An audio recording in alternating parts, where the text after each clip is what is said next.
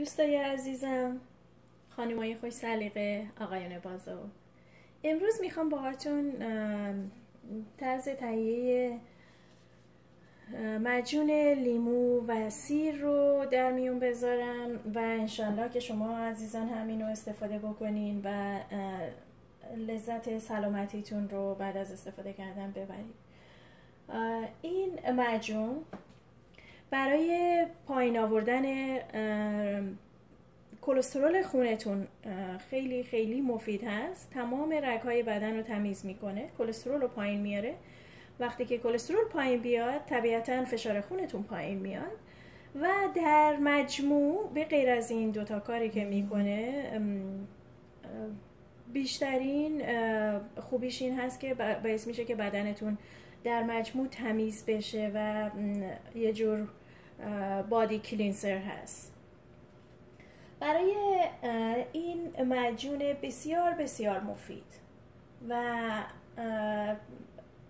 خیلی ساده، ما احتیاج داریم 5 تا لیمو داشته باشیم، 5 تا لیموی متوسط. لیموهای من یه خورده درشت هستن، من فقط 4 تا رو میریزم و 35 تا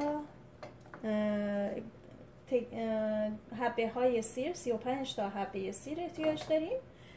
من به این رسیپی که اصلش رو من از دکتر خوشبین، اینجا جا داره که اینو بگم، از دکتر سهراب خوشبین گرفتم و خودم استفاده کردم. خیلی خیلی مفید بود. به همسرم دادم و مادرم و دوستای عزیزم، به هر کدوم که توصیه کردم و این رو استفاده کردن، همه واقعا استفاده مفید ازش بردن و متوجه شدن که کلسترول خونشون پایین اومد.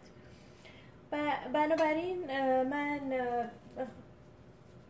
بهتون نشون میدم که چجوری هست و اومدم من یک تکه زردچوبه تازه رو به این اضافه کردم، به خاطر اینکه زردچوبه باعث میشه که کبد هم تمیز بشه، همزمان که این داره تمام رگ‌ها رو تمیز میکنه و باعث میشه که سریعتر این پروسس پیش بره یا این پروژه پیش بره.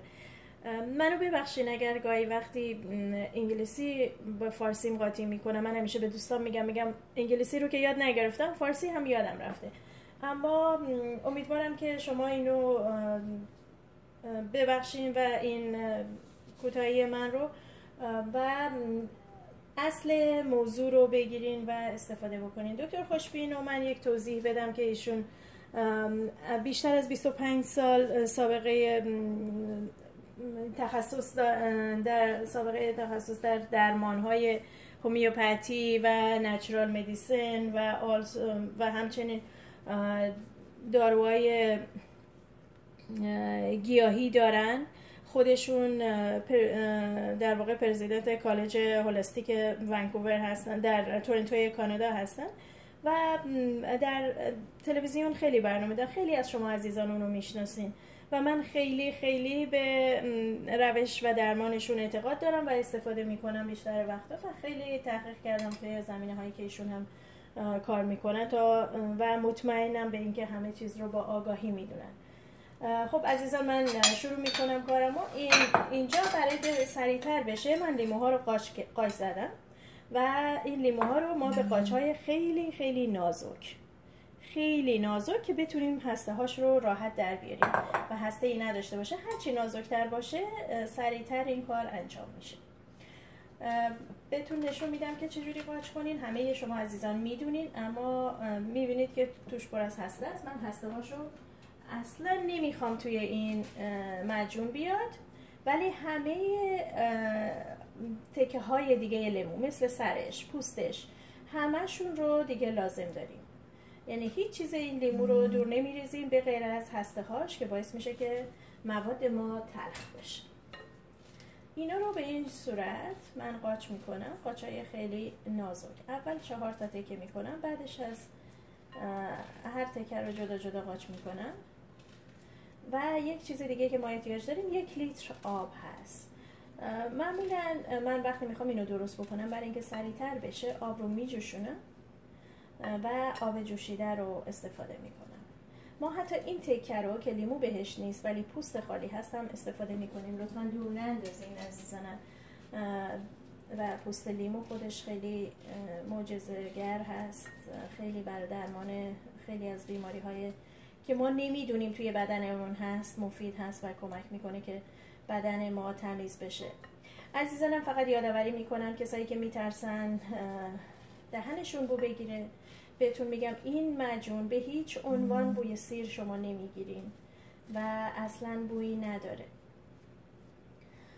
ضمن این که برای کسایی که ناراحتی دارن، برای موقع خواب سخت خواب میرن، مشکل خوب خوابیدن رو دارن، بگم که این معجون هم کمک میکنه که راحت شب وقتی اینو میخوریم بخوابیم و در واقع فشار رو پایین نمیاره، بالانس میکنه، یعنی یک تعادلی در فشار خون شما ایجاد میکنه که باعث میشه که شما بتونین راحت‌تر و سبکتر کاراتون رو بکنین، احساس خستگی کمتر میکنین به خاطر خواصی که هم ویتامین C لیمو داره و هم خود سیر که ما میدونیم بیشتر از 300 نوع خاصیت داره که تازه تونستن بشناسن، بقیه‌اش رو هنوز تشخیص ندادن.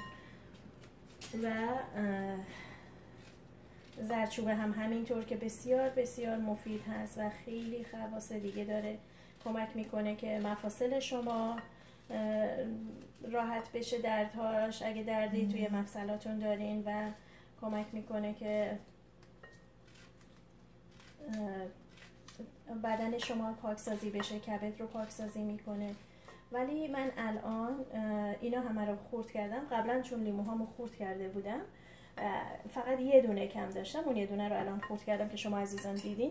اینو میذارم روی گاز، روی قابلمه، گازو میذارم روی تمپراتور بالا و همه اینو میریزم، سیرامو میریزم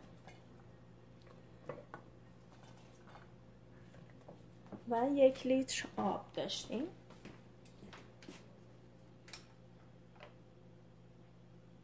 که خدمتتون عرض کردم من آبو قبلا جوش میارم که سریع‌تر بشه.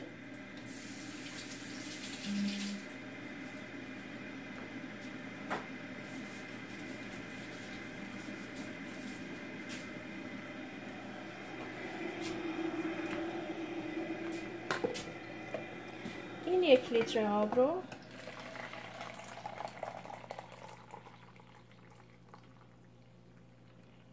تقریبا 1 لیتر، ببینید این 1 لیتر آب یا 4.5 کاپ آف واتر، 4 کاپ آب میشه 1 لیتر، 4 کاپ نیم یا 4 تا لیوان، 4 تا لیوان های دسته داره ما میشن 1 لیتر آب، چون اینا 250 میلی هستن. من اینجا نشون میدم این لیوان رو میگم، این لیوان ها 4 تا از این میشه 1 لیتر. خب عزیزانم اینو میذارم، من نمیخوام این بجوشه، میخوام فقط بیاد توی نقطه جوش. هنوز به نقطه جوش نرسیده با اینکه من این آب و جوش آورده بودم و میبینید اینجا هنوز ساده است. وقتی که به نقطه جوشش میرسه من به شما نشون میدم که در چه حالتی هست و اون موقع ما حرارت رو کم میکنیم، اینو توی میکسر یا فود پروسسور میریزیم. من وایتامیکس دارم که عزیزان اینجا میتونن ببینن، میریزم توی این وایتامیکسم و موقعی که میخوام اینو بریزم توی وایتامیکس من زردچوبه رو بهش، اون تکه زردچوبه‌ای که دارم رو بهش اضافه میکنم. بعد همه اینا رو شما میریزین توی ظرف شیشه‌ای و لطفاً توی ظرف شیشه‌ای چیزایی رو که گرم هستن و میخواین نگهداری کنین بریزین و هیچ وقت از ظرفای پلاستیکی استفاده نکنین، به خاطر اینکه ظرفای پلاستیکی مواد شیمیایی توشون هست که متاسفانه وقتی که حرارت میبینن اون مواد آزاد میشن و وارد، مخصوصا پلاستیک ها استروژن دارن، ماده‌ای به اسم استروژن توشون به کار رفته و این میتونه خیلی تاثیر بدی بذاره روی مواد غذایی که شما توش استفاده میکنین و برای سلامتتون خیلی بد هست. خواهش میکنم ازتون عزیزانم هیچ وقت برای چیزایی که میخواین حتی گرم بکنین، غذاهایی که گرم هستن و توی ظرفای پلاستیکی نریزین. ظرفای شیشه‌ای خیلی خیلی راحت و بهتر میتونین شما ازشون استفاده بکنین. الان دیگه این مواد دارن به جوش میان، همین که شروع کرد میخواد که قل بزنه، میبینید الان امیدوارم عزیزان بتونن ببینن، همین که شروع کرد به قل زدن من این حرارت رو خاموش میکنم، دیگه روی حرارت نمیذارم. اگر شما ویتامیکس ندارین، برای اینکه ویتامیکس طوری درست شده که هم اون مواد شیمیایی رو که خدمتتون عرض کردم BPA بهش میگن اونو توش نداره و BPA فری هست، و هم برای حرارت بالا ساخته شده. توی این شما میتونین سوپ داغ درست بکنین، بنابراین خیلی مشکلی ایجاد نمیکنه. اما اگر شما میکسرتون با این کوالیتی نیست، ممکنه که اجازه بدین این سرد بشه و وقتی که خنک شد همه این رو با هم دیگه میکس میکنین و این تکه زنجبیل زردچوبه رو که پوست گرفتین، ببینید به اندازه 2 تا بند انگشت هست، این رو میندازین توی این میکسر و باهاش میکس میکنین. عزیزانم امیدوارم که این معجون رو استفاده بکنید. من بهتون نشون میدم که در آخر این به چه شکلی خواهد بود و چه میزان رو شما استفاده کنید. این معجونی هست که من درست کرده بودم برای خودمون و استفاده میکردیم. میریزم توی لیوان. ببینید شما شب قبل از اینکه به رخت خواب برین و هر شب قبل از خواب این میزان معجون رو توی لیوان بریزین و میتونین اگر که غلیظ هست بهش آب اضافه کنین، اگر نه که همین با همین حالت که هست نوش جون بفرمایین و همونطوری که گفتم کمک به خوابتون میکنه و شما راحت تر هم خواهید خوابید. به اضافه این که بعد از 3 هفته شما 3 هفته هر شب این رو استفاده بکنید، 1 هفته استراحت بدین، دوباره یک سری دیگه معجون درست کنین و برای 3 هفته دیگه ادامه بدین و بعد از اون شما بهتون قول میدم که اگر برین تست خون بدین میبینین که چربی خونتون پایین اومده و دیگه کلسترول خونتون بالا نیست و پایین اومده به طور معجزه آسایی. من معجزه این معجون رو چندین بار دیدم و خواهش میکنم شما عزیزان استفاده بکنید، درست بکنین، استفاده کنین و به همین راحتی میتونین جلوی سکته های قلبی رو بگیرین، به همین راحتی میتونین سلامت بدن خودتون رو به دست بیارین. امیدوارم که شما عزیزان از این ویدیو استفاده کافی رو ببرین. وقتتون خوش، روزتون بخیر.